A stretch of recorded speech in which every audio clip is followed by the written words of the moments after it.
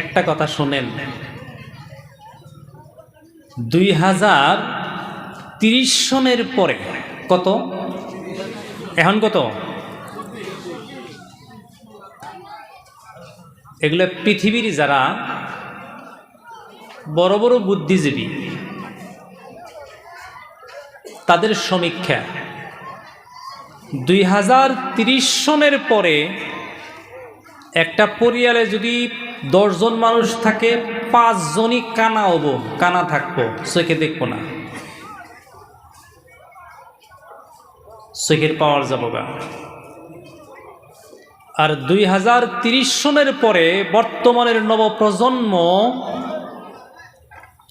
তাদের আর বিয়ে বাড়ি করার কোনো চাহিদা থাকবো না, সব শেষ হয়ে যাবে, সব শেষ হবে। কারণ আল্লাহর রাসূল সাল্লাল্লাহু আলাইহি সাল্লাম 1455 বছর আগে কয়ে গেছে, উম্মত রাত্রে যখন বিছনায় যাবা, ঘুমাবার যাবা, ঘুমের টাইম হব, 3টা সুন্নত আদায় করবা। কথা কোন কয়টা? 3টা। আমার কথা কি বুঝতেছেন আপনারা?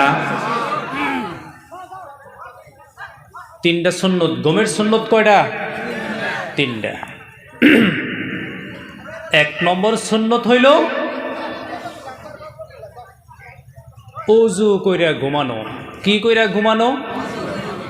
ওযু কইরা ঘুমানো। এই দেশের এই অঞ্চলের মেলা মানুষ, মেলা বাপ মাও আমার কাছে মেলা দুঃখ দরদের কথা কয়, মেলা মনের কথা কয়, দুঃখ সুখের কথা মানুষে মেলা কয়। কথা বুঝতেছেন কি কইছি? মেলা সমস্যা নিয়ে মানুষে যায়। এর মধ্যে এক বেড়ি গেছিল, কইল যে আমার পোলাটা এরকম হয়েছে, রাইতে যাইয়া হয় জুতাটা পায়ে থেকে আমি খুলে দেন আগে। আমি বললাম জুতা আপনার খুলে দেন আগে কে? কয় আয় হেরে হুইয়া পড়ে। বললাম ভালো করে লক্ষ্য করে ও কিছু খায় আহে নাকি? পরে 1 সপ্তাহ পরে আমার কাছে আসলে ধরা পড়ছে, খায় দেয় আহে। আমাদের এই অঞ্চলের মানুষের মদ খায়, আপনারা এগুলা কি অনুমান করা হারতেছেন? ব্রেনে ধরে কথাগুলা। এই অঞ্চলের মেলা বলাহান মদ খায়।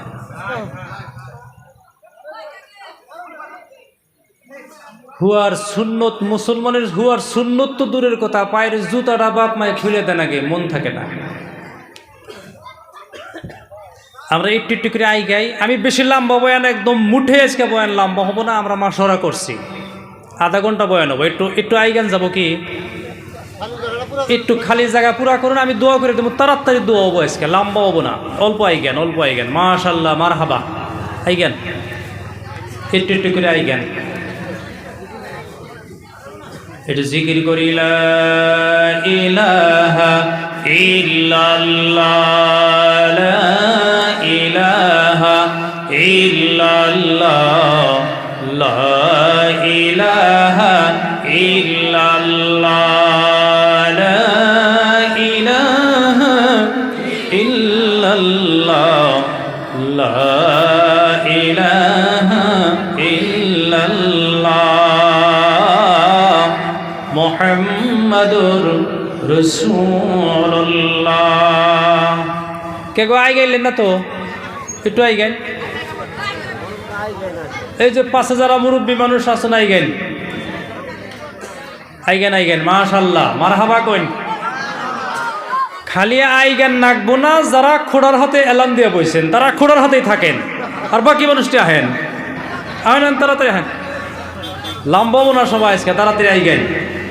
সুবহানাল্লাহ আলহামদুলিল্লাহ ওয়া লা ইলাহা ইল্লাল্লাহ, সুবহানাল্লাহ আলহামদুলিল্লাহ ওয়া লা ইলাহা ইল্লাল্লাহ, মুহাম্মাদুর রাসূলুল্লাহ সাল্লাল্লাহু আলাইহি ওয়াসাল্লাম।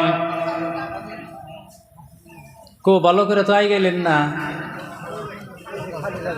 সবাই রোজা গেল, এহলি কথা শোনেন না।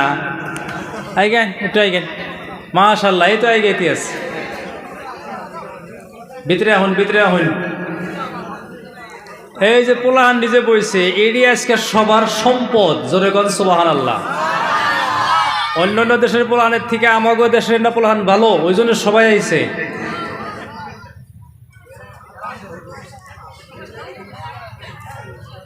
ওবো আর জানি কেউ আইগান না, এখনকার থেকে খালি আমি পাইসা পারকম আর আইগা পারকম না। তো যাই হোক, রাত্রে শুইবার সুন্নত কয়টা? 3টা। 1 নম্বর সুন্নত হইল অজু কইরা ঘুমানি। আপনি যখন রাত্রে ঘুমাইবেন তখন কি করবেন? অজু করবেন। ওই জন্য আল্লাহ রাসূল বলছেন 7 প্রকার মানুষের জন্য ফেরেশতারা সবসময় দোয়া করে। কয় প্রকার? 7 প্রকার। 1 নম্বরে রাত্রে যারা অজু করে ঘুমায় তাদের জন্যে সারা রাত ফেরেশতারা দোয়া করে। তার বিছনার সাথে, তার কাপড়ের সাথে আল্লাহ তাবারক তাআলা 70 জন ফেরেশতা নিয়োগ করে। এই 70 জন ফেরেশতা এই ঘুমন্ত অজুকারী ব্যক্তির জন্যে ফজর পর্যন্ত মাগফিরাতের দোয়া করে। আল্লাহর রাসূলের হাদিস, ওই অবস্থায় যদি কোনো মানুষ মারা যায় সে শহীদি দরজা পাবে, তার কবরে আযাব মাফ হয়ে যাবে, তার জন্য জান্নাত ওয়াজিব হয়ে যাবে। তো 7 কিসিম মানুষের জন্য ফেরেশতাদের অনর্গল দোয়া। 1 নম্বরে অজু করে ঘুমানি, 2 নম্বরে মসজিদে যাইয়া নামাজের জন্য অপেক্ষা করা, 3 নম্বরে আগের কাতারে বহা, 4 নম্বরে আল্লাহ রাসূলের উপরে দরুদ পড়া, 5 নম্বরে বেমারি দেখবার যাওয়া, 6 নম্বরে উম্মতের জন্য দোয়া করা, 7 নম্বর কল্যাণের জন্য আল্লাহ রাস্তায় দান করা। জোরে কোন সুবহানাল্লাহ বিহামদিহি। এই 7টার সময় থাকলে আমি পরে আলোচনা করব। এখন আমাদের কথা ছিল রাত্রে ঘুমাইবার সুন্নত। কথা কন কয়টা? 3টা। 1 নম্বর সুন্নত হইল ওযু করা, আল্লাহ রাসূল বলছে। 2 নম্বর সুন্নত হইল কিবলার দিকে মুখ কইরা ঘুমানি। কিবলার দিকে মুখ কইরা ঘুমানির জন্যে পূব পশ্চিমে চকি বিছাইলে তো আর হবো না, চকি বিছান লাগবো উত্তর দক্ষিণ। কিবলার দিকে মুখ করে ঘুমানি। 3 নম্বর হইল এই ডাইন হাতের তালুর মধ্যে এই ডাইন গাল বসায়া এইভাবে ঘুমানি। তো 3টা সুন্নত আমরা পাইলাম, বুজুর্গ দোস্ত। এবার একটা সুন্নত আপনি যদি আল্লাহর রাসূলের মহব্বতে আমল করেন, জিন্দা করেন, 100টা শহীদের সওয়াব আপনি পাবেন। তো বুজুর্গ দোস্ত, অজুর 1 নম্বরে অজু করে ঘুমানি সুন্নত, 2 নম্বরে কিবলার দিকে মুখ করে ঘুমানি সুন্নত। হাতের তালুর মধ্যে গাল নিয়ে কিবলার দিকে মুখ করে ঘুমানি, এটা 2 নম্বর সুন্নত। হাতের তালুর মধ্যে গাল বসাইয়া কিবলার দিকে মুখ করা, এটা 2 নম্বর। 1 নম্বর ওযু, এটা 2 নম্বর। 3 নম্বরের সুন্নত হইল ঘরের বাতি নিভাইয়া আন্ধার ঘরে শুয়া সুন্নত। জোরে বলেন সুবহানাল্লাহ। এই কথাটা আমাদের প্রিয় রাসূল 1455 বছর আগে বইলা গেছে, রাত্রে ঘুমাইতে বাতি নিবাবা। এটা কেন সুন্নত? ওযু করে ঘুমানি সুন্নত। ডাইন হাত এইভাবে তলে রাইখা ডাইন ক্রওয়াটে শোয়া সুন্নত। বর্তমান পৃথিবীর যারা সায়েন্টিস্ট এই 2টা তারা উদ্ঘাটন করতে পারছে তাড়াতাড়ি, কিন্তু বাতি নিভাইয়া ঘুমান লাগবো নবীর সুন্নত। বাতি কেন নিবান লাগবো? এটা উদ্ঘাটন করতে করতে প্রায় 1200 বছর পার হয়েছে। কতদিন? এই 200 বা 150 বছর আগে এটা বৈজ্ঞানিকরা, সায়েন্টিস্ট যারা, এটা তারা উদ্ঘাটন করতে পারছে, এর আগে পারে নাই, যে এটা কি জন্য সুন্নত বাতি নিবানি। বুজুর্গ দোস্ত, সুন্নত বিজ্ঞান, আল কোরআন থেকে আধুনিক বিজ্ঞান, এই 2টা কিতাবই আমি স্টাডি করছি। এই জন্যই আল্লাহ রাসূলের সুন্নত বাতি নিভাইয়া ঘুমানি আপনার শরীরে, আপনার চামড়া, আপনার স্কিনটা, চামড়াটায়, আপনার বডিটায়, আপনার আজসাম, এই শরীরে, এই চামড়ায় দিনের প্রহরের যত দরকার রাইতের আন্ধারেরও ততই দরকার। জোরে কোন সুবহানাল্লাহ। আপনি সবসময় বাতির মধ্যে থাকবেন, এটা আপনার জন্য শুভনীয় নয়। ওই জন্য বর্তমান গোটা পৃথিবীতে যে দেশে সবচাইতে বেশি ক্যান্সার পেশেন্ট, এটা আমেরিকা। কোন দেশ? আমেরিকায় প্রায় ঘরে ঘরে ক্যান্সার পেশেন্ট। গোটা পৃথিবীতে যে দেশের লাইট বেশি, ওইটা আমেরিকা। কনসে দেখি আজ থেকে 40 বছর 30 বছর আগে আকাশে যত তারা দেখা গেছে এখন দেখা যায়? আগের মতো তারা দেখা যায় আকাশে? কিয়ামতের আগে আগে আরো দেখবো না মানুষ। তারা দেখা যায় না, এটা কিন্তু একটাই কারণ, এই লাইটের জন্য। দুনিয়ায় লাইট বাড়ছে, প্রহর বেশি হয়েছে। আগে তো কোনো পহরা ছিল না, মানুষের মিল মহব্বতও আছিল। 2-3 বাড়ির মানুষ একখানে বইছে, জ্যোৎস্নার রাইতে উড়ানে বইছে, আমা আকাশ ভরা তারা দেখা গেছে। দুনিয়াতে লাইট যত বাড়বো তারকা তত বিলুপ্ত হব, মানুষের নজরে আসবে না। মুহতারাম দোস্ত বুজুর্গ, তো আমি কি কইছিলাম, কি জন্য কথাটা কইছি? মায়ে কইল যে আমগো গেদার জুতা জোড়া আমার খুলে দেন আগে, নইলে জুতা হুদ্দা হয়ে থাকে। কথা মনে পড়ছে কি বুজুর্গ দোস্ত? 30-এর পরে বর্তমানের নবপ্রজন্ম, বর্তমানের যারা যুবক, বর্তমানের যারা 18-17 বছরের যুবক, এরা 30 বছর পরেই বুড়া হয়ে যাবে। জোয়ান কি হারাবে, শরীরের শক্তি কমবে, চোখের পাওয়ার যাবে, কানে শুনবে না, যৌবন শক্তিও শেষ হয়ে যাবে। কারণ আল্লাহর রাসূল বলছেন তুমি রাত্রে ঘুমাইবা, রাত্রের এক অংশ যাওয়ার পরেই শুয়ে পড়বা।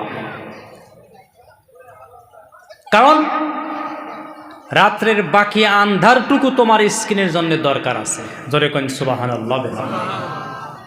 আর কিছু পোলাপান এই যে মোবাইল নিয়ে রাস্তায় বহে 2টা, 2:30, 3টা বাজে, তাহলে তার শরীরটা, তার দেহটা, তার স্কিনে, তার চামড়ায় রাইতের আন্ধার পাইল কি? কমল কসমা মানুষ মোবাইলের যেটা রেডিয়েশন, যেটা হিট তার চেহারায় পড়লো, তার স্কিনে পড়লো, সেখান থেকে বেমারের সৃষ্টি হবে। ছোট ছোট বেমার না, বড় বড় বেমার হবে। গতিকে বর্তমানের নবপ্রজন্ম যারা উচ্ছৃঙ্খল বিশৃঙ্খল থেকে নিজেকে হেফাজত করা, বুজুর্গ দোস্ত, গোটা পৃথিবীতে যত বস্তু আবিষ্কার হইতেছে, যত টেকনোলজি বাড়তেছে, দুনিয়ায় অশান্তিও বাড়তেছে। কথা ঠিক না? পৃথিবীর মানুষ কন্ট্রোল হওয়ার জন্যে, মানুষ শান্ত রাখার জন্যে একটাই বস্তু, সেটা দ্বীনে ইসলাম। জোরে কোন সুবহানাল্লাহ। দ্বীনে ইসলাম একটা পাওয়ারফুল বস্তু। ইসলামের যেটা জিন্দেগি, ইসলামের যেটা জীবনযাপন, এটা দুনিয়ার সবচাইতে উত্তম বস্তু। মুহতারাম দোস্ত বুজুর্গ, আল্লাহ রাসূলের একটা সুন্নত আদায় করার সাথে সাথে ওই মানুষটার আমল নামার মধ্যে 100টা শহীদের সওয়াব আল্লাহ তাবারক তাআলা লিখে দেয়। গতিকে আমাদের যারা যুবক, নবপ্রজন্ম, তরুণ যারা, তাদের জিন্দেগিটা সুন্দর করার জন্যে ছোট বয়সের থেকেই নামাজি হওয়া, দিনদার হওয়া, কন্ট্রোল হওয়া। আর আমরা যারা অভিভাবক, আমরা যারা গার্জিয়ান, আমরা বাচ্চাদেরকে কন্ট্রোল করি, ওদেরকে দিনের রাস্তায় আমরা আহ্বান করি। আমরা যারা বাবা 7-8 বছরের থেকে নিয়ে পোলাপান হাতে ধইরা মসজিদে আপ ডাউন করি, নইলে এইগুলা পোলাপান আর কন্ট্রোল করা সম্ভব হবে না। বর্তমানের যেটা পরিবেশ আর পরিস্থিতি, মুহতারাম দোস্ত বুজুর্গ, আমরা একটু দুরূদ শরীফ পড়ি। আল্লাহুম্মা সাল্লি আলা মাওলানা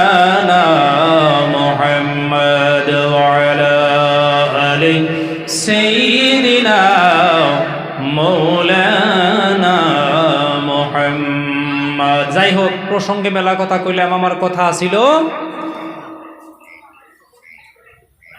আমি কোনোদিনও কোনো ওয়াজ নসিহতে সামনে মানুষ কম আছে না বেশি আছে আমি এটা দেখি না।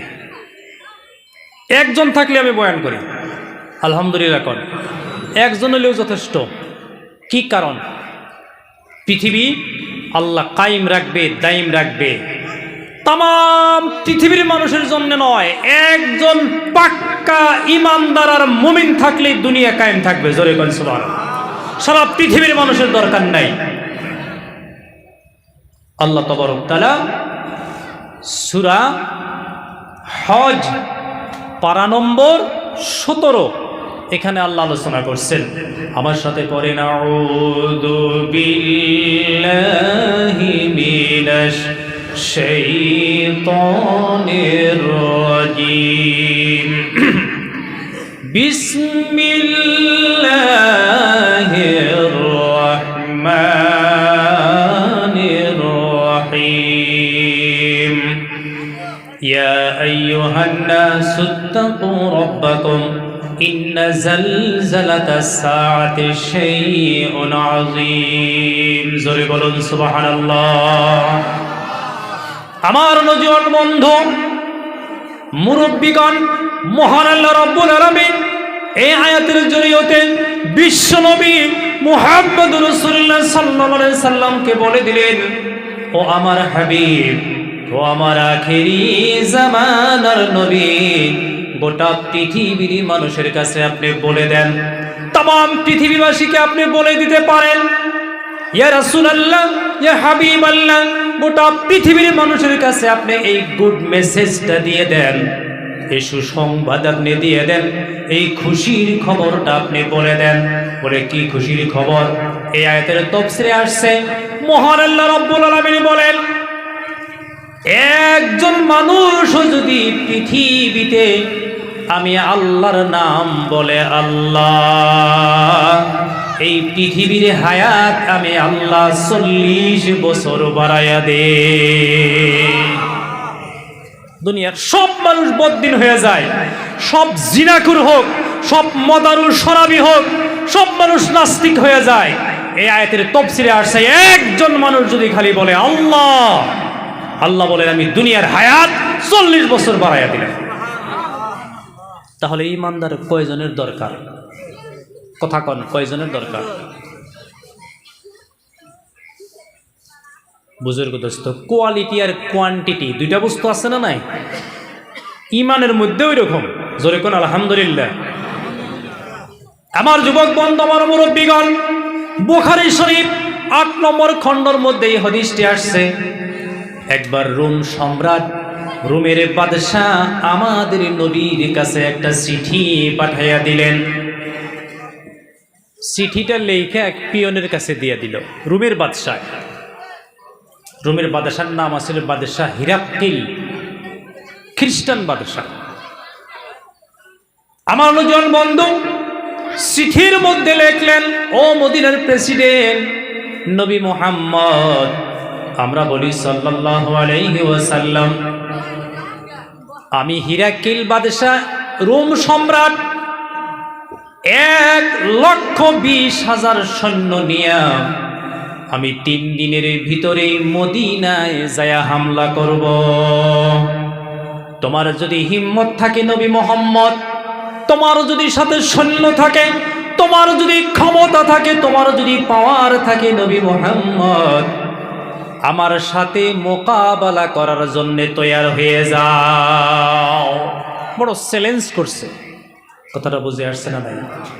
ঘুমালেন গো? এই গাদা, এই গাদা, আমার মেয়ে ঘুরে বয়, চুপচাপ থাকবি। বড় চ্যালেঞ্জে কইছে, আমি 1 লাখ কত সৈন্য, কথা কন, 1 লাখ। আজকে রোজা রয়েছেন কি? আজকে কথা কইতে অসুবিধা কি? 1,20,000 সৈন্য। এই চিঠি নিয়ে এক পিয়ন আল্লাহর রাসূলের কাছে মদিনায় গিয়ে দিলেন। আমার যুবক বন্ধু, নবীজি সাল্লাল্লাহু আলাইহি সাল্লাম পিয়নের হাত থেকে চিঠিটা নিয়ে পিয়নের নবীজিকে দিয়ে দিলেন। নবী চিঠি পাওয়ার পরে চিঠি পড়ে দেখলেন, ও নবী মুহাম্মদ, ও মদিনার প্রেসিডেন্ট, আমি রোমের বাদশাহ বলছি, 1,20,000 সৈন্য নিয়ে আমি রোমের বাদশাহ তোমার মদিনায় 3 দিনের ভিতরে হামলা করব। নবীজি চিঠি পাইয়া চোখ থেকে দরদর করে পানি ছেড়ে দিলেন, আর একজন সাহাবাকে বললেন, মদিনায় ঢোলাই করে দাও। মদিনায় ঢোলাই করে দেওয়া হলো। সমস্ত সাহাবা এক জায়গায় জমা হয়ে গেল। সব সাহাবা জমা হইল। নবীজি বললেন, একজনকে বললেন, হিসাব করো কয়জন আছে।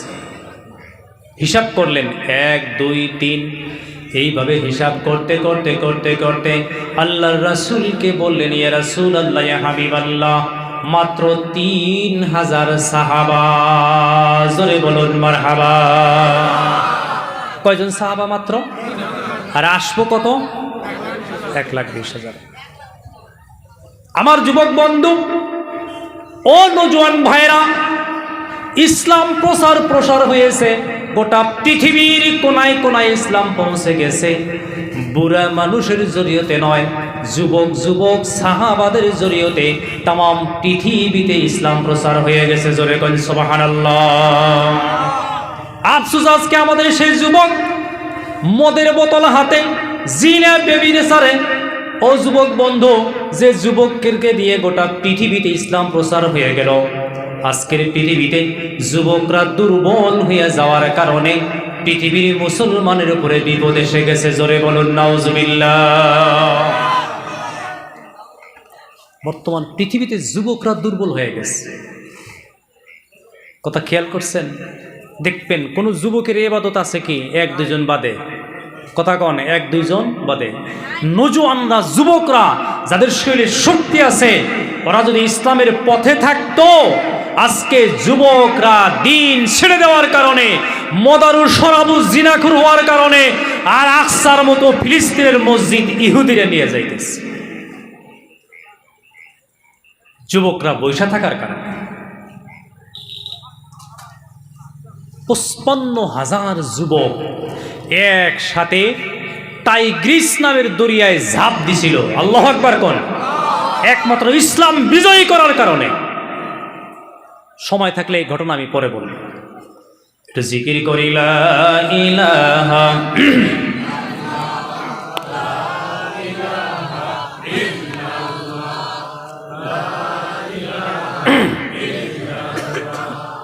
লা ইলাহা ইল্লাল্লাহ। জুরে জুরে লা ইলাহা ইল্লাল্লাহ মুহাম্মাদুর রাসূলুল্লাহ সাল্লাল্লাহু আলাইহি ওয়াসাল্লাম। সাইয়্যিদুনা ওয়া মাওলানা মুহাম্মাদুর রাসূলুল্লাহ সাল্লাল্লাহু আলাইহি ওয়াসাল্লাম। আমার মুরব্বিগণ, নওজোয়ান বন্ধু, আল্লাহর নবীর সাহাবা বললেন, ইয়া রাসূলুল্লাহ, ইয়া হাবিবাল্লাহ, 1-2 করে করে গণনা করলাম, হিসাব করলাম, আল্লাহর পয়গম্বর, আল্লাহর নবী গো, মাত্র 3000 সাহাবা পাইলাম। কয়জন আসবো? কয়জন? আমার যুবক বন্ধু, আমার মুরব্বিগণ, আল্লাহর নবী সাল্লাল্লাহু আলাইহি সাল্লাম চিন্তিত হয়ে গেলেন। যে সাহাবা হিসাব করলো, ওই সাহাবাকে নবীজি বললেন, বসে যাও। উনিও বসে গেলেন। এইবার আল্লাহর নবী দাঁড়ায়া গেলেন। নবীজি দাঁড়ায়া বললেন, ও আমার সাহাবারা, 1,20,000 সৈন্যর সঙ্গে তোমরা 3,000 সৈন্যরা কি পারবা? এই সাহাবারা বলো, তোমাদের হিম্মত হবে? তোমাদের সাহস হবে 1,00,000 সৈন্যর সাথে 3,000-এ যুদ্ধ করা? আমার যুবক বন্ধু, সাহাবারা কোনো কথা বলে না, চুপ করে মাথা নিচু করে বসে আছে। দ্বিতীয়বার নবীজি বললেন, তোমরা কি পারবা?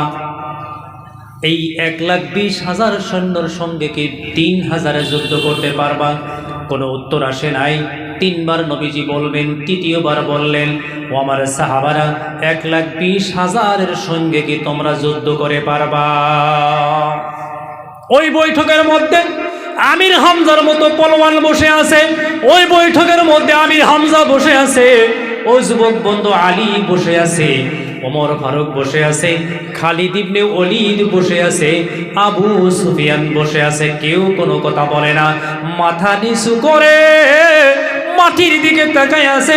হঠাৎ করে একজন সাহাবা লম্ফ দিয়ে লাব্বাইক কয়ে দাঁড়ায়া গেলেন আর বললেন, ইয়া রাসূলুল্লাহ, ইয়া হাবিবাল্লাহ, 1,20,000 সৈন্যর সঙ্গে আমি একা যুদ্ধ করব। আল্লাহু আকবার কোন, আল্লাহু আকবার। আমি একা যুদ্ধ করবো ইয়া রাসূলুল্লাহ, আর কাউকে লাগবে না ইয়া রাসূলুল্লাহ, ইয়া হাবিবাল্লাহ। বাকি আরো 2,999 জন সাহাবা আমার প্রয়োজন হবে না নবী গো, 1,20,000-এর সঙ্গে আমি একা যুদ্ধ করব। আমার যুবক বন্ধু, আমার মুরব্বী বাবাজিরা, এই কথা বলার পরে আল্লাহ নবী সাল্লাল্লাহু আলাইহি সাল্লাম ওই সাহাবার দিকে দুই নয়নে তাকায়া দেখলেন যে সাহাবা বললেন, ইয়া রাসূলুল্লাহ, ইয়া হাবিবাল্লাহ, 1,20,000-এর সঙ্গে আমি একা যুদ্ধ করব। নবীজি ওর দিকে দুই নয়নে তাকায়া দেখলেন। এক নম্বরে নবীজি খুঁজে পাইলেন যে সাহাবা বলেন, ইয়া রাসূলুল্লাহ, আমি একা যুদ্ধ করব। ওই সাহাবার মাথার দিকে তাকায়া দেখলেন একটা পাগড়ি পড়েছে, পাগড়িটা মাঝে মাঝে তালি লাগানো। পাগড়িতে কি লাগাইছে? তালি। এত গরিব আল্লাহ রসুল দ্বিতীয় নম্বরে ওই সাহাবার জুব্বার দিকে তাকাইয়া দেখেন জুব্বাটা মাঝে মাঝে মাঝে মাঝে ছেঁড়া আর ফাড়া। প্রচন্ড রোদ দিতেছে, রৌদ্রের পহর জুব্বা ভেদ করে ওই সাহাবার চামড়ায় যায়া লাগতেছে। তিন নম্বরে নবীজি তাকায় দেখলেন ওই সাহাবার চোখ দুইটা পেটের ক্ষুধার কারণে গর্ত হয়ে গেছে। ও যুবক বন্ধু, আমার মুরব্বী বাবাজিরা, এইবার 4 নম্বরে নবীজি তাকায়া দেখলেন এই সাহাবার পেটটা পিঠের সঙ্গে লেগে গেছে, পেটে খানা নাই। 6 নম্বরে নবীজি তাকায়া দেখলেন এই সাহাবার হাতে একটা তরবারি আছে, তরবারির মাঝে মাঝে লোহা নাই, খুইসা খুইসা পইরা গেছে, ভাঙ্গা তরবারি। আমার যুবক বন্ধু, আমার মুরব্বিগণ, নবীজি বলেন, আমার সাহাবা, তোমার শরীরের শক্তি নাই, শরীরের চামড়া হাড্ডির সঙ্গে লেগে গেছে, পেট তোমার পিঠের সঙ্গে লেগে গেছে, তোমার চোখ দুটা গাথায় চলে গেছে, পরনে তোমার কাপড় ফাড়া, মাথার পাগড়িটা তোমার তালিওয়ালা, হাতের তোমার তরবারিটাও ধার নাই, লোহা খসে খসে মাঝে মাঝে পড়ে গেছে। তুমি কোন সাহসে, কোন বস্তু দিয়ে একা একা 1,20,000-এর সাথে যুদ্ধ করবা? আমার যুবক বন্ধুগণ, আমার মুরব্বী বাবাজিরা, এই সাহাবা বললেন, ইয়া রাসূলুল্লাহ, ইয়া হাবিবাল্লাহ, ও আল্লাহর নবী গো, আপনার পবিত্র মুখে শুনেছি যারা কলিমাওয়ালা, যারা ইমানওয়ালা তারা হইল জিন্দা, আর যাদের ইমান নাই তারা হইল মুর্দা। সুতরাং আমি একা জিন্দা, 1,20,000 মুর্দার জন্য আমি একাই যথেষ্ট। জোরে বলুন সুবহানাল্লাহ। ইয়া রাসূলুল্লাহ, ইয়া হাবিবাল্লাহ, ও আল্লাহর পয়গম্বর, আল্লাহর নবীগণ, আপনার জবানে মোবারকে শুনেছে আপনি বলেছিলেন যুদ্ধ করতে ধন লাগে না, জল লাগে না, হাতিয়ার লাগে না, তীর লাগে না, ধনুক লাগে না। ও আল্লাহর রাসূলগণ, আপনি বলেছিলেন যুদ্ধ করতে ঘোড়া লাগে না, উট লাগে না, আপনি বলেছিলেন যুদ্ধ করার জন্য ঈমানই যথেষ্ট। মারহাবা কইন, আর জোরে কইন মারহাবা। বর্তমান পৃথিবীর মানুষের ঈমান দেখছেন? বর্তমান গোটা পৃথিবীর 232 দেশের ভিতরে সবচাইতে পাক্কা ঈমানদার ফিলিস্তিনের মুসলমান। সুবহানাল্লাহ। ফিলিস্তিনের মুসলমানের ঈমান দেখা London, German, Japan, Canada, Singapore, Russia, Malaysia, Indonesia ইত্যাদি ইত্যাদি দেশের খ্রিস্টানরা ইসলাম গ্রহণ করতেছে। জোরে বলেন সুবহানাল্লাহ। আমার যুবক বন্ধু, ওই জন্য আল্লাহর আকাশের নিচে জমিনের উপরে সবচাইতে শক্তিশালী যে হাতিয়ার, সবচাইতে শক্তিশালী যে বস্তু, ওই বস্তুর নাম হইল ঈমান। জোরে কইন মারহাবা। ওই বস্তুর নামই ঈমান। আর আপনার সাথে যখন ঈমান থাকবে, আপনার যখন ঈমান তৈরি করতে পারবেন, আপনাকে আল্লাহ প্রত্যেক বিপদে নিজ হাতে সহায় করবে। জোরে কইন মারহাবা। কথা গেলাম বইতেছে। এরপরে আর 1 বছরের মধ্যে এই দেশে আরো সভা হবো, লক্ষণবাদী আছে কি? আজকের টাইম সে বাদ দেওয়া হইছে। আমাদের দেশের মানুষের নিকে সিজন লাগে সবার, আর কোন দেশের মানুষের সিজন লাগে না। বাংলাদেশ এবার একটা রাইত নাই যে রাইতে 5000 সভা হয় না। সুবহানাল্লাহ। কথা কির গরমের দিন আর কির জারের দিন, বৃষ্টি বাতাস তুফান কিচ্ছু মানে না, আল্লাহর কাজ চলে আসে। যার জন্য এত দিনের মেহনত বাংলাদেশ বেশি হয়েছে। আর ওই জন্যই বর্তমান পৃথিবীর 55টা দেশে বাংলাদেশি মানুষ নিজের উপার্জনের জন্য যে দেশগুলোকে ওরা আবাদ করছে, মারহাবা কই। পৃথিবীর এমন কিছু কিছু দেশে বাংলাদেশি মানুষ আছে আপনি অনুমান করতে পারবেন না। পৃথিবীর সব দেশে পৌঁছে গেছে তারা। এটা আল্লাহ বরকত দিছে। কি দিছে? বরকত দিছে। এই 2 বছর আগে নিউজে দেখেন নাই, নিউজিল্যান্ডে মসজিদে বোমা বিস্ফোরণ করা হয়েছিল। নিউজিল্যান্ডে 45 জন মানুষ মারা গেছে, তার 26 জন বাংলাদেশের আছে, চাকরি সূত্রে গেছে নিউজিল্যান্ড। আজকে আমি দেখলাম একটা দেশের নাম নেপোলেন না কি লেখলো, নেগোপ্লেন একটা দেশের নাম। 232টা দেশ, ওইখানে বাংলাদেশের মানুষ গেছে। বুজুর্গ দোস্ত, কেন? ওদের কাছে বর্তমানে দিন আছে। বাংলাদেশ তো আরবদের মতো করছে, রাস্তায় যেখানে টার্নিং আছে উনি সুবহানাল্লাহ লেখা আছে, একটু উঁচা জায়গায় আস্তাগফিরুল্লাহ লিখে দিচ্ছে। আরবে তাই আছে। কথা বুঝে আসছে? আরবে পাহাড়িয়া জায়গা তো, আপ উঠতে ওইখানে সুবহানাল্লাহ লেখা আছে, সাইনবোর্ড লিখে দিচ্ছে। তার মানে উপরে উঠতে সুবহানাল্লাহ কোন আঁকবো, তলে নামতে ওইখানে কি আছে, উপরে উঠতে আল্লাহু আকবার, তলে নামতে সুবহানাল্লাহ। বুজুর্গ দোস্ত, দিন প্রসারের জন্য কোনো সিজন লাগে কি? কোনছে দেখি। দিন মানুষের কাছে পৌঁছায়া দেওয়া, দিনের মেহফিল, মানুষের খালি মন লাগে, দিল লাগে। মানুষের মন যদি ঠিক হয়ে যায়, ওর জন্য সব সম্ভব হয়। সুবহানাল্লাহ। আল্লাহর ওয়াদা আছে, ইমানদারকে আল্লাহ হর তবকায়, হর সময়, হর জায়গায়, হর লেহজায় ইমানদারকে আল্লাহ সহায় করবো। জোরে একবার করি মারহাবা।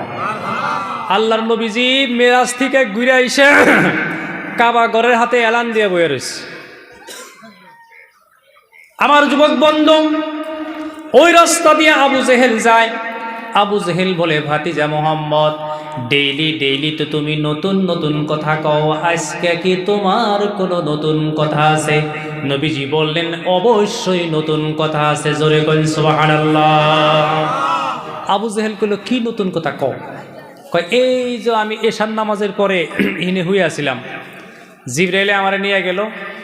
ফার্স্টে আমি ফিলিস্তিনে গেলাম, বাইতুল মুকদ্দাসে গেলাম, ওন থেকে 1 নম্বর আকাশে গেলাম, ওন থেকে 7 নম্বর আকাশে, ওন থেকে সিদরাতুল মুনতাহায়, তারপরে কাবা কাউসাইনে গেলাম, জান্নাত দেখলাম, জাহান্নাত দেখলাম, লৌহ কলম তখ্ত ইত্যাদি সব দেখে আল্লাহর হাতে কথা টথা কইয়া এই যে ঘুরে এসে ফজরের নামাজ পড়ল।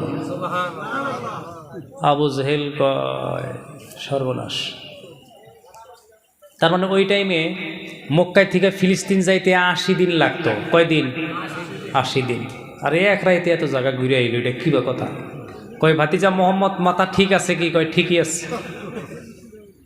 আমার কাছে যে কথাটা কইলে আরো মানুষের সামনে কোবার পারবা? বলে, হ্যাঁ, গোটা পৃথিবীর কাছে কোবার পারবা। সুবহানাল্লাহ কইল। ঠিক আছে, তাহলে কয়টা মানুষ ডাক দিই? ডাক দাও। ডাক দিয়ে জমা করছে কোনে? বলে, সাফা পাহাড়ের উপরে ডাক দাও। মানুষ জমা হয়েছে, সবের সামনে কবার পারম। ওইখানে গেছে, মক্কার কিছু মানুষ ডাক দিছে, কইল যে কি? আবু জাহেল মনে মনে করলো, পাইছি তোমার দুর্বল পয়েন্ট, একটা খেলা এবার হবে, তোমার দুর্বল পয়েন্ট পাইছি। তুমি এক রাইতে এত জায়গা ঘুরে আইছ, তামসার কথা কোন? একজন নবীর জন্য কি কোনো তামসা না কোনো কঠিন? এটা সহজ। কি করাইছে? নবীরে করাইছে কেরা? আমার যুবক বন্ধু, সমস্ত লিডারদেরকে ডাক দিয়ে সাফা পাহাড়ের উপরে উঠাইয়া আবু জেহেল বক্তব্য দেয়, তোমরা সকলেই যারে নবী মানবার চাও, এই ধরনের কথা বলে কি এক রাইতের ভিতরে ফিলিস্তিন দিয়ে ঘুরিয়া আর সে আজিম আর সে মহল্লা লৌহ কলম তক্ত ঘুরে আইসা বলে আমার ভাতিজা আবার কাবা শরীফে ফজরে নামাজ পড়ছে, বিশ্বাস হয়? সবাই কয় না না, এটা কি করে বিশ্বাস হবো? নাউজুবিল্লাহ কর। আল্লাহ রাসূল অপমানের লজ্জায় শেষ কথা বুঝে আসছে না নাই? সামনে একজন মানুষ বসা ছিল। আবু জেহেল বলল, এখানে কি কেউ কোনোদিন ফিলিস্তিনে গেছিলে? কয় আমি কালকে আইলাম। কয় দিনে আইলা? কয় আসা যাওয়া 80 দিন লাগছে। কয় যে হোনেন, আর আল্লাহর রাসূল কাবা ঘরের থেকে আল্লাহ বুরাক দিয়ে নিয়ে গেছে। কি দিয়ে নিয়ে গেছে? বুরাক। নবীজি মক্কা শরীফ থেকে বাইতুল মুকদ্দাস মানে ফিলিস্তিন, ওইখানে চোখের পলকে গেছে। কিসের পলকে? আর 4 বার জিরাইছে। সুবহানাল্লাহ। আমার যুবক বন্ধু, আমার মুরব্বী বাবাজিরা, নবীজি বলতেছেন আমি ফিলিস্তিনে যাওয়ার পরে আল আকসা মসজিদ, বর্তমানে যে মসজিদ ইহুদিরা কবজা করবার চাই, কথা বুঝে আসছে না নাই? নবী বলেন আমি দেখলাম ওইখানে যাওয়ার পরে মহান আল্লাহ রাব্বুল আলামিন জিবরাইলকে বলেন, জিবরাইল তুমি একটা জোরে জোরে আজান দিয়া দাও। ও মুসলমান, নবীজি বলতেছেন জিবরাইল আজান দিল। আজান দেওয়ার সঙ্গে সঙ্গে আমাদের আখিরি পয়গাম্বর আমাদের নবী বলতেছেন আমি তাকায়া দেখলাম জিবরাইলের আজানের পরে পরে আদম নবী, ইব্রাহিম নবী, নূহ নবী, ইয়াকুব নবী, ইসহাক নবী, ইয়াকুব নবী, ইসমাইল নবী, ইদ্রিস নবী, এরকম করে 1,24,000 পয়গাম্বর জিবরাইলের আজানে আমার মেরাজের রাইতে বাইতুল মুকদ্দাসে জমা হয়ে গেল। সব নবীরা নামাজের জন্য লাইন ধরলো। আল্লাহু আকবার বলেন। আমাদের নবী বলেন আমিও তাকায়া রইলাম, কি দেখতেছি? হঠাৎ করে ওই দিন আদম নবী মনে মনে ভাবলেন আজকে ইমামতি আমি করব। জিবরাইল আজান দিল, ইমামতি আমি করব। নূহ নবী, ইব্রাহিম নবী, ইসহাক নবী, ইয়াকুব নবী। কিন্তু আল্লাহ রাব্বুল আলামিন জিবরাইলে ইশারা দিল, তুমি 2টা হাত ধরে আমার রাসূলকে নিয়ে ইমামতির জায়গায় খাড়া করাইয়া দাও। মহান আল্লাহ রাব্বুল আলামিন আখিরি নবী মুহাম্মদ রাসূলুল্লাহ সাল্লাল্লাহু আলাইহি সাল্লামকে 1,24,000 পয়গম্বরের সামনে দাঁড় করাইয়া ইমামতি করাইয়া 1,24,000 পয়গম্বরকে বুঝাইয়া দিল, তোমাদের চাইতে আমার আখিরি নবী হইল উত্তম নবী। আল্লাহু আকবার কোন, আল্লাহু আকবার। আমার যুবক বন্ধু, নবীজি বললেন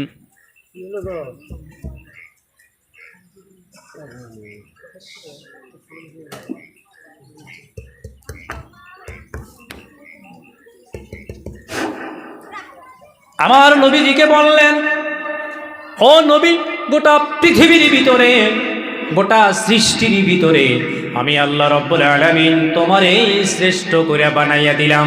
আর তোমার শ্রেষ্ঠত্ব বুঝাবার জন্যে আমি তোমাকে এখন ডাইকা ডাইকে মেরাজে আমি আমার কাছে নিয়ে আসলাম। জোরে কইন সুবহানাল্লাহ। নবীজি বলেন বাইতুল মুকদ্দাসে 2 রাকাত নামাজ আমার পড়া শেষ হয়ে গেল। মারহাবা কইন, মারহাবা। 2 রাকাত নামাজের পরে আমি তাকায়া দেখি একজন নবীও নাই, সব নবীকে আল্লাহ যার যার জায়গায় পৌঁছাইয়া দিয়েছে। এরপরে মহান আল্লাহ রাব্বুল আলামিন বাইতুল মুকদ্দাস মসজিদের গম্বুদের উপরে থেকে 1 নম্বর আকাশ পর্যন্ত নূরের সিঁড়ি বিছাইয়া দিল। সিঁড়ি বায়া বায়া আমি 1 নম্বর আকাশে চলে গেলাম। জোরে কইন মারহাবা। 1 নম্বর আকাশ থেকে আমি ওখানে যাইয়া দেখলাম সমস্ত ফেরেশতারা নূরের পাখা বিছাইয়া দিছে। পাখায় আমি উঠা বসলাম। উড়াল দিয়ে তারা 7 নম্বর আকাশে নিয়ে গেল। 7 নম্বর আকাশে তারা আমাকে নিয়ে চইলা গেল। এবার দেখি জিবরাইল আমার এই নূরের পাখা বিছাইয়া দিল। জিবরাইলের নূরের পাখায় বৈশা আমি সিদরাতুল মুনতাহায় গেলাম। লাস্ট বর্ডার কোনে গেল? সিদরাতুল মুনতাহায় লাস্ট বর্ডার পৌঁছে গেলাম। ওইখানে যাওয়ার পরে মহান আল্লাহ রাব্বুল আলামিন জিবরাইলকে বলে দিলেন, জিবরাইল তুমি মাটির দিকে নেমে যাওয়ার উপরে উঠতে পারবা না। এখন আমার রাসূলকে আমি আল্লাহ নিজেই নিয়ে আসব। যে বাহনের মধ্যে আমার রাসূল উঠবে তার নাম হবে রফরফ। রাসূল বলে যাইতে যাইতে যাইতে যাইতে রফরফে আমি গেলাম। যাইতে যাইতে মহান আল্লাহর কাছে পৌঁছে গেলাম। ওইখানে যাওয়ার পরে আল্লাহর সাথে আমার কাবা কাউসাইন হয়ে গেল। তার মানে আমি আল্লাহর একবারে পাশে বসে গেলাম। জোরে কইন মারহাবা। যাই হোক মুসলমান, আমি আগের কথাই চলে যাই। নবীজি বলেন আবু জেহেল একজন মানুষ সামনে ছিল, জিজ্ঞাসা করলো তোমরা কেউ কি কোনোদিন ফিলিস্তিনে গেছিলা? একজনে কইল গেছিলাম। কয়দিন লাগলো? কয় 80 দিন আপ ডাউন করতে আমার লাগলো। কয় শোনো, এই যে আমার ভাতিজা মোহাম্মদের পাগলামি কথাগুলো শোনো আমার যুবক বন্ধু, আমার মুরব্বী বাবাজিরা। এরপরে আবু জেহেল কইয়া দিল মক্কার সব মানুষ ডাক দিয়ে নিয়ে আসো। সবের আজকে হুনম শুনতেছে না কেড়ে আবার হইয়ে দেখতেছি ওই যে কি ঘুমাইছে দুই একজন। আবার আবু জেহেল কইল এই সব মানুষটাই কেন? কানে কানে কানে কানে কয়া দিল সব মানুষ ডাক দিবা, কিন্তু আবু বকরকে কেউ খবরটা দিবা না। আবু বকর জানি দিশা বানা। সব মানুষ একজন দুইজন করে করে সাফা পাহাড়ের উপরে চলে, এক দুইজন করে করে সাফা পাহাড়ের উপরে উঠে যায়। আমার যুবক বন্ধু, আমার মুরব্বী বাবাজিরা, ওই টাইমটা মক্কা নগরীতে 144 দ্বারা ছিল। কত? নবীর উপরে সাহাবাদের উপরে 144 দ্বারা। এইবার আবু বকর সিদ্দিক রাদিয়াল্লাহু তাআলা আনহু হঠাৎ করে দেখে এত মানুষ কেন পাহাড়ের উপরে উঠে, নিশ্চয় আমার নবীর কোনো অঘটন ঘটে গেছে। আর আবু বকর সিদ্দিক দেরি করে নাই, 1 কদম 2 কদম করে করে উঠতে উঠতে ওই সাফা পাহাড়ের উপরে উঠে দেখে চতুর্দিকে মানুষে ঘেরাও করে আছে। মাঝখানে আমার রাসূলকে বসাইয়া যা তা প্রশ্ন করতেছে। আবু বকর সিদ্দিক রাদিয়াল্লাহু তাআলা আনহু ওইখানে উঠাই নবীজিকে ডাক দিছে, ইয়া রাসূলুল্লাহ, মারহাবা কইন মারহাবা। আবু বকর সিদ্দিক উঠাই কারে ডাক দিছে? ও আল্লাহর নবী গো, আল্লাহর পয়গম্বর, ও আল্লাহর পয়গম্বর, গত রাত্রে আপনি কোথায় ছিলেন? মক্কায় আপনারে তালাশ করে পাইলাম না, কোনে গেছিলেন? আবু বকর সিদ্দিকের এই কথাটা আবু জেহেল, উতবা, মক্কা নগরীর কাফের বেঈমানেরা শুইনা একটু চিন্তায় পইরা গেল। তাহলে বোধ হয় আমার ভাতিজা মোহাম্মদ হাসাই মেরাজে গেছিল। জোরে কইন সুবহানাল্লাহ। ওই টাইমের জন্য, ওই সময়ের জন্য আবু বকর সিদ্দিক রাদিয়াল্লাহু তাআলা আনহুর এই কথাটা আল্লাহর নবীর জন্য একটা প্লাস পয়েন্ট হয়ে গেল। জোরে জোরে বলুন মারহাবা। একটা সাপোর্ট হয়ে গেল। কথা বুঝে আসছে না? নাই, দিনের কামে সাপোর্ট লাগে, সব কামে সাপোর্ট লাগে। আপনি একটা সবজি খেতি করলেন, বলে নতুন করে একটা সবজি খেতি করলাম। আপনার আত্মীয় স্বজন ময় মুরব্বী যদি কয় আলহামদুলিল্লাহ ভালো হয়েছে করো, তাহলে মানুষটা উৎসাহিত হবো না? কথা কন, উৎসাহিত হবো না? একটা দোকান দিছে, আলহামদুলিল্লাহ করো, খুব ভালো হয়েছে, ভালো কামে লাগছে। মানুষের সাপোর্ট লাগে। নাওভাঙ্গা মসজিদ বিল্ডিং হইতেছে, আপনারা সবে 2 লাখ করে 3 লাখ করে টাকা দেওয়া লাগবে, এরকম কোনো কথা না। সাপোর্ট লাগে। কথা বুঝে আসছে না? নাই, আপনারা দিল থেকে মন থেকে যদি কন যে না ভালো কাম করতেছে এই দেশের মানুষ, যাদের কমিটি বানায় দিছে তারা ভালো কাম করতেছে, এখানে একটা বড় মসজিদ দরকার, খানকা মসজিদ, সামান্য সাপোর্ট পাওয়ার জন্য আজকের সভা। জোরে কইন মারহাবা। পয়সা তো সবের ঘরে আছে, কার ঘরে পয়সা নাই? বহুত মানুষ আছে 100 টাকা কর্জ চান, কাম হবো না। খালি যদি শুনে যে একজনের মাটি বেচতেছে 5 বিঘা, ব্যাখ্যানি কিনবে। পয়সা কার ঘরে নাই? আল্লাহর ঘর এখানে হইতেছে খানকা মসজিদ, আপনারা শুনলে খুশি হবেন। আপনাদের এই নামভাঙ্গা মসজিদে বিশুদ্ধবার অনেক দূরে থেকে মানুষ আসে, রঙ্গেশ্বরী টুবামারির থেকে মানুষ আসে, মারহাবা কই। এই হাতিশোলা লারওয়াজান থেকে মানুষ আসে, এখানে খানকার মেহনত হয়। এটা এই জায়গার শুভ লক্ষণ, জোরে কইন মারহাবা। খুব কম সময়ের ভিতরে বাজারটা ডেভেলপ হয়েছে, রাস্তাঘাট হয়ে গেছে। আল্লাহ এই দেশের মানুষের কোনো না কোনো আমল, কোনো না কোনো ইবাদত আল্লাহর পছন্দ হয়েছে, যার জন্য সমাধান হয়ে গেছে। দেখেছেন বাজার থেকে এই পর্যন্ত আমি যে আগে সপ্তাহে আইছি, বৃষ্টি মইরা দিনে বানপানি ছাড়াই রাস্তায় বানপানি, তাই না গো? 1.5 ফুট 1.5 ফুট 2.5 ফুট গাতা।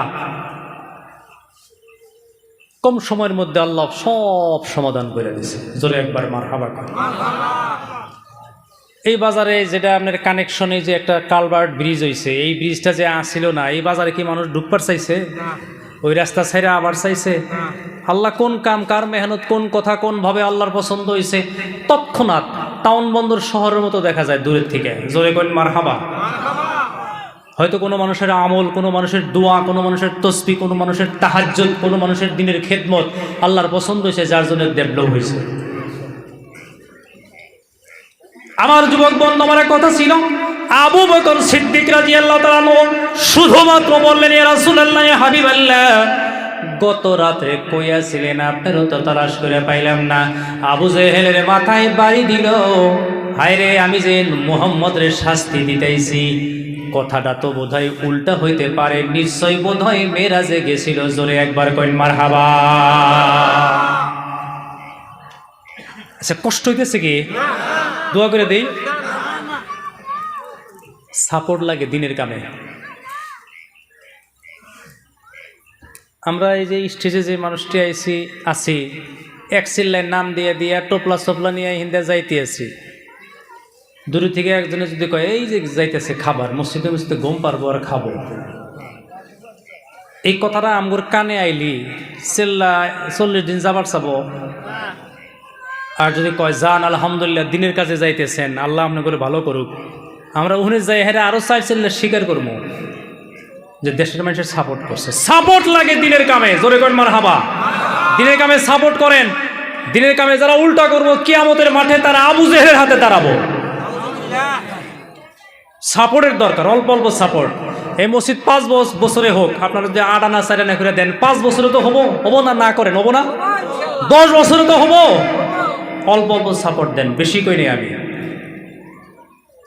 আমার যুবক বন্ধু, একটা টাইম ছিল মাত্র 39 জন সাহাবা ছিল মক্কা নগরীতে। কথা কন কয়জন? ভালো করে কন কয়জন? ওই সময় সাহাবারা আর আমাদের নবী গোপনে গোপনে, মনে মনে, চুপে চুপে দারুল আরকাম নামের একটা ঘরের মধ্যে বৈশা বৈশা দিন প্রচার করত। বাহিরে বাড়াবার সুবিধা নাই, বাহিরে বাড়াইলে তারে অ্যারেস্ট কইরা নিয়ে আবি তালিব শিয়াবের মধ্যে জেলখানায় দিত, জোরে কই নাউজুবিল্লাহ। তাহলে অবস্থাটা কি আছিল? 2 সাহাবা একখানে জমা হবার পারে নাই, 2 সাহাবা একসাথে দাঁড়াবার পারে নাই, 2 জন সাহাবা একসাথে কাবা ঘরে যাবার পারে নাই, অনুমান করে 1 লাখ লাগেছে, জোরে কই মারহাবা। আমার যুবক বন্ধু, আমার মুরব্বী বাবা জিয়াগো, হঠাৎ করে একদিন আবু জেহেল ঘোষণা দিয়ে দিল, আমার ভাতিজা মোহাম্মদ বাপ দাদার ধর্মটা শেষ করলো, মোহাম্মদের মাথাটা যে আনতে পারবা তারে 100টা উট পুরস্কার দেওয়া হবে। চিল্লায়া একবার কই নাউজুবিল্লাহ। এই কথা শুনে কিছু মানুষ পাগল হয়ে গেল, কয়টা উট পাবো?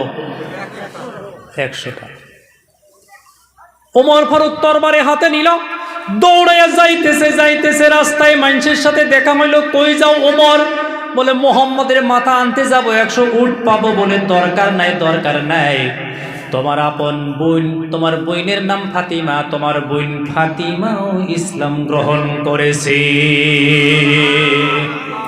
লাভ নাই মোহাম্মদের মাথা আইনা, তোমার বোনের জামাইও ইসলাম গ্রহণ করেছে। ওমর গরম হয়ে গেল, নবী মোহাম্মদের কাছে যাইবার আগে বোনের বাড়িতে গেল, যায় দেখে ঘরের দরজা লাগানো, একজন শিক্ষক ওদেরকে কোরআন শরীফ পড়াইতেছে, জোরে বলুন সুবহানাল্লাহ। ঘরের দরজা যায় ধাক্কা দিল, দরজা খুলে গেল, ওদেরকে পিটাই করলো, মারলো, বেহুশ হয়ে গেল। হুশ হওয়ার পরে বইনে বলল, ভাই কেন মারলা, আমরা কি করতেছি একটা বার শোনো। ওমর ফারুকের মিজাজটা গরম ছিল, এরপরেও আল্লাহ একটু চেঞ্জ করে দিল, কয় শুনি, পড়ো তো দেখি কি পড়ো। ওরা সূরা ইয়াসিন তেলাওয়াত করলো। ইয়াসিন সূরা তেলাওয়াত শুই না ওমরের চোখ থেকে দরদর করে পানি পড়ে গেল। ওমর ফারুক বলল, আমি আর বিলম্ব করব না, কলিমা পড়ে নিলাম, লা ইলাহা ইল্লাল্লাহ মুহাম্মাদুর রাসূলুল্লাহ সাল্লাল্লাহু আলাইহি ওয়াসাল্লাম। বুইনে কি করালো, কোরআন পড়ালো, ইসলাম গ্রহণ করলো, গোসল করাইয়া দিল। কি করাইয়া দিল? কথা কন, নইলে তো আমি বাপ মুখ ঘুমাইছেন। ওমর ফারুক গোসল করার পরে তরবারিটা হাতের মধ্যেই রইল, দৌড়ে যাইতেছে, এইবার রাসূলের কাছে যাবে। কথা বলেন, কার কাছে যাবে? বোন জামাইকে বলবে, আমাকে আর কেউ ধরে রাখতে পারবে না, আমি এখন সরাসরি আমার রাসূলের সাথে গিয়ে মিলে যাব। চিল্লাইয়া বলুন মারহাবা। এদিকে আল্লাহ রাসূল 39 জন সাহাবা নিয়ে দারুল আরকামের ঘরের মধ্যে দরজা লাগাইয়া দিনের কাম করতেছে, বাহিরে বাড়াবার সুবিধা নাই। কথা বুঝে আসছে না নাই? চতুর্দিকে কথাটা ছইরা গেছে। ওমর ফারুক তরবারি নিয়ে নবীর মাথা কাটবে, কল্লা কাটবে। ও যুবক বন্ধু, আমার মুরব্বী বাবাজিরা, ওই জন্যে গোপনে গোপনে, মনে মনে সুপে সুপে ওই ঘরের মধ্যে দিনের কাম করতেছে, দিন প্রচার করতেছে। ইতিমধ্যে যাইয়া হযরতে ওমর ওই ঘরের দরজায় একটা ধাক্কা দিছে। আমির হামজা লাফ দিয়া খাড়াইয়া গেছে, ইয়া রাসূলুল্লাহ, বোধহয় ওমর আইসা গেছে, আমারে অনুমতি দেন, দরজা আমি খুইলা দিব।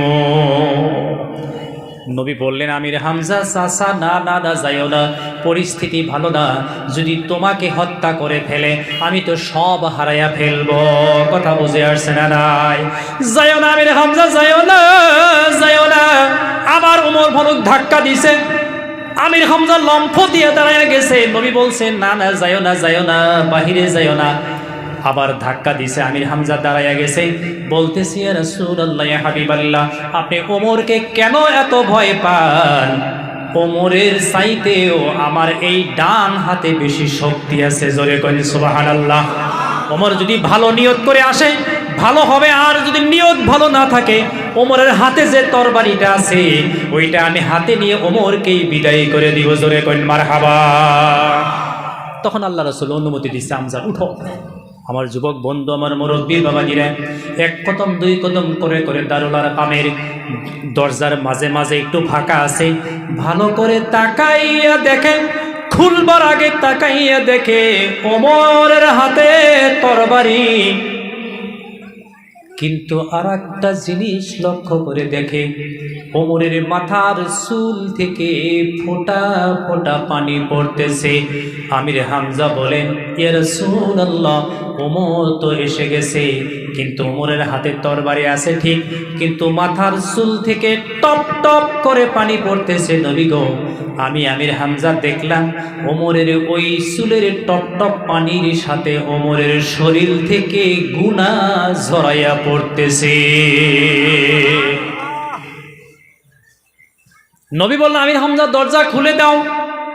ঘরের দরজা খুলে দেওয়া হলো।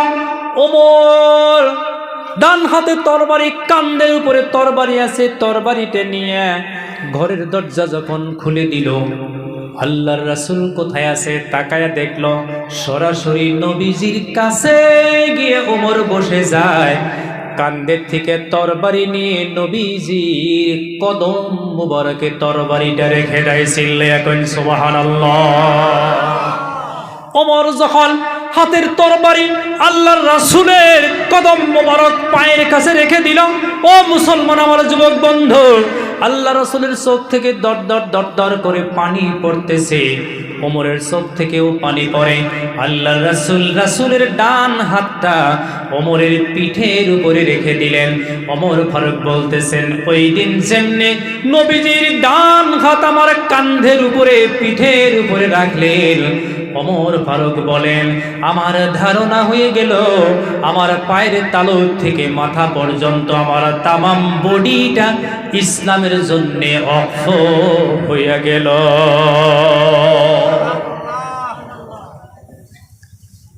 রাত বেশি হয়ে যাইতেছে, আমি ঘটনা শর্ট করতেছি। ইসলাম গ্রহণ করলো ওমর। ইসলাম গ্রহণ করে আল্লাহ রাসূলের হাত ধরছে। রাসূল ওঠেন, আমার সাথে আসেন। নবী বলেন, ওমর না না না না, বাহিরে যাওয়া যাবে না, ঘরের ভিতরে থাইকাই জীবন বাঁচাইতে পারতেছি না, বাহিরে যাওয়া যাবে না, বাহিরে যাওয়া যাবে না। আবার বলছি, রাসূলুল্লাহ উঠুন উঠুন, আমরা বাহিরে যাই। নবী বললেন যাওয়া যাবে না। ওমর ফারুক তৃতীয়বার বলছে, নবীজি উঠুন, আমার সাথে যাইতে হবে। নবী বললেন ওমর যাওয়া যাবে না। তখন ওমর ফারুক বলেছিলেন, ইয়া রাসূলুল্লাহ, ইয়া হাবিবাল্লাহ, আর আগের দিন নাই, সাহাবাদের আর আগের দিন নাই, ভয় নাই, কারণ আমি ওমর এখন সাহাবা হয়ে গেছি। এই যে একটা সাপোর্ট, আল্লাহর রাসূলের বাহুবল বেড়ে গেছে। জোরে বলি সুবহানাল্লাহ। দিনের কামে অল্প অল্প সাপোর্ট লাগে। কথা বুঝে আসতেছে কি বলছি? ওমর ফারুকের এই কথায় আল্লাহর রাসূলের শরীরে শক্তি হয়ে গেছে। এই কথা, ইয়া রাসূলুল্লাহ, কোনো ভয় নাই, চিন্তা নাই, ওমর এখনই মুসলমান হয়ে গেছে, কোনো ভয় নাই। আল্লাহ রাসূল বলে, ওমর পাগলামি কইরো না। ওমর ফারুক বলে, ইয়া রাসূলুল্লাহ, ইয়া হাবিবাল্লাহ, ওমরের পাগলামির কি দেখছেন? সবাই পাগলামি শুরু করলাম, আসেন। ওমর ফারুক মানে নাই, রাস্তায় বের করে নিয়ে গেল। নবীজিকে বললেন, ইয়া রাসূলুল্লাহ, ইয়া হাবিবাল্লাহ, আমাকে দিয়ে 40 জন সাহাবা হয়ে গেছে নবী গো। দুইটা লাইন করব, এক লাইনে 20 জন, আর এক লাইনে 19 জন। 20 জনের লাইনের মাথায় আপনি দাঁড়ান, 19 জনের লাইনের মাথায় আমার বড় ভাই আমিরে হামজা দাঁড়াবে। জোরে কোন আল্লাহু আকবার। আপনারা দুইজনে আগে আগে যাবেন, সাহাবারা নারায়ে তাকবীর ধ্বনি দিবে। এইভাবে যাইতে যাইতে আমরা কাবা ঘরে পৌঁছে যাব। আল্লাহু আকবার বলেন। আল্লাহ রাসূল বলে, ওমর সম্ভব হবে না। ওমর বলে, সব সম্ভব হয়ে যাবে। এখন ওমর আর আগের ওমর নাই, মুসলমান হয়ে গেছে। অল্প অল্প সাপোর্ট লক্ষ্য করতেছেন আমার যুবক বন্ধু, আমার মুরব্বী বাবাজিরা। এরপর ওমর ফারুক বলতেছেন, ইয়া রাসূলুল্লাহ, ইয়া হাবিবাল্লাহ, আপনি 20 জনের মাথায় দাঁড়ান। আমির হামজা বড় ভাই, আপনি 19 জনের মাথায় দাঁড়ান। আপনারা দুইজনের শুধু সম্মুখের দিকে দেখবেন, ডাইনে বামে উপরে পিছন থেকে কোনো দুশমন আসলে আমি ওমর একাই প্রতিহত করব। জোরে জোরে সাহাবারা বলে, নারায়ে তাকবীর, আল্লাহু আকবার। এইভাবে ধ্বনি দিতে দিতে দিতে দিতে ওই সময় ছিল খালি বালু মাটি আর বালু মাটি। মক্কায় যাইবার আগে আগে ধুলার ধুলা হয়ে গেছে, আকাশ ধুলাময় হয়ে গেছে। কাবা ঘরে যায় ওমর ফারুক জোরে বলছে, নারায়ে তাকবীর। ওমর ফারুকের তাকবীরের সঙ্গে 40 জন সাহাবা আল্লাহর নাম নিয়ে যখন ধ্বনি দিছে, ধুলা আরো বেড়ে গেছে। ঘর থেকে দৌড়ে আবু জেহেল বের হয়ে আসছে। আবু জেহেল খুব স্পিড দিয়ে বাড়ায় আইসা দেখে হযরতে ওমর কাবা ঘরের সাথে ডেনাটা লাগাইয়া তরবারি ধইরা দাঁড়ায় আছে। আল্লাহু আকবার কোন, আল্লাহু আকবার। আবু জেহেল বলছে, ভাই ওমর, গতকালকে তোমার সঙ্গে কি কথাবার্তা ছিল? তুমি মুহাম্মদের মাথা আনতে গেলা, এখন দেখি তুমি ওর পার্টিতে চলে গেলা। ওমর ফারুক বলতেছে, ভাই আবু জেহেল, আর বলবা না, এতদিন যা ইচ্ছা তাই করছাও। আজকে ওমর ইসলাম গ্রহণ করেছে, আল্লাহ রাসূলের একটা সাহাবার উপরে আর হাত তুলতে পারবা না। জোরে বলেন সুবহানাল্লাহ। আবু জেহেল বলে, ওমর বুঝলাম না। বলে, বেশি কথা বলবা না, তুমি যদি আমার কাছে আসো আসতে পারো, কিন্তু তোমার বিবির কাছ থেকে বিদায় নিয়ে আসো, আর তুমি ঘুরে যাইতে পারবা না। তোমার পোলাপান রে বাবা ডাকবার কও, আমার কাছে আসলে আর ঘুরে যাইতে পারবা না। জোরে জোরে বলুন মারহাবা। ইসলামের জন্য যারা দিনের কাম করে, যারা দাওয়াতের কাম করে, যারা দিনের কাজ নিয়ে আগে যায়, যারা ভালো ভালো কাম করে, মাদ্রাসা বানায়, মসজিদ বানায়, খানকা বানায়, মক্তব বানায়, ও যুবক বন্ধু, ঈদগাহ বানায়, কবরস্থান বানায়, যারা ভালো ভালো কাম করে, তাদের কাছে আমি আপনি যাইয়া সামান্য সামান্য সাপোর্ট দেওয়া দরকার আছে না নাই? আপনার সামান্য সাপোর্টে একটা সুন্দর বিল্ডিং বইনা যাবার পারে না নাই? কথা বলুন ও যুবক বন্ধু, আমার মুরব্বী বাবাজিরা। আসেন এইবার আমরা আগের কথাই চলে যাই। আবু বকর সিদ্দিক বলতেছি, ইয়া রাসূলুল্লাহ, গতকালকে কোথায় ছিলেন? আপনারে কাবা ঘরে পাইলাম না, কথা মনে পড়ছে না নাই? আবু বকর সিদ্দিকের এই কথাটাই রাসূলের মেরাজ যাওয়া সফল হইয়া গেল। আবু জেহেল তখন একটু থাইমা গেল, চিল্লায়া কইন মারহাবা। তখন আবু জেহেল রাগারাগি করে, এই তখন যে কইছিলাম যে আবু বকর জানি শুনে না, ও কিভাবে করে আইছে এনে? আমার যুবক বন্ধু ও মুরব্বী বাবাজিরা, এইবার আসেন আরো বড় ঘটনা। আবু জেহেল ফেইলার হইয়া গেল, মনে মনে মনে মনে একটা শয়তানি বুদ্ধি বাইর করলো। কি শয়তানি বুদ্ধি? বলল, ভাতিজা মোহাম্মদ, তোমার মেরাজ আল্লাহর দিদার আমি মাইনা নিতে পারি, আমার একটা প্রশ্নের উত্তর তোমাকে দিতে হবে। বলে, কি উত্তর? বলো তো দেখি। তুমি বাইতুল মুকদ্দাসে গেছিলাম, 1,24,000 পয়গম্বরের ইমামতি করছিলাম। তুমি যদি বলতে পারো বাইতুল মুকদ্দাসের ঘরের দরজা কয়টা আর খিড়কি কয়টা, তুমি বইলা দিলে আমরা কথাটা মাইনা নিব। এর নাকল শয়তান মাসের বুদ্ধি। কার বুদ্ধি? কথা তো কন না, শয়তানি বুদ্ধি। কালকে যদি আঙ্গুর পাড়ার মানুষে কয় যে নাও বাঙ্গার সবাই গেলেন, বাঁশের খোড়া কয়টা আসাল কনসে দেখি, এটা প্রশ্ন হইল, এটা খোড়া গুণ বাড়াইছি আমি।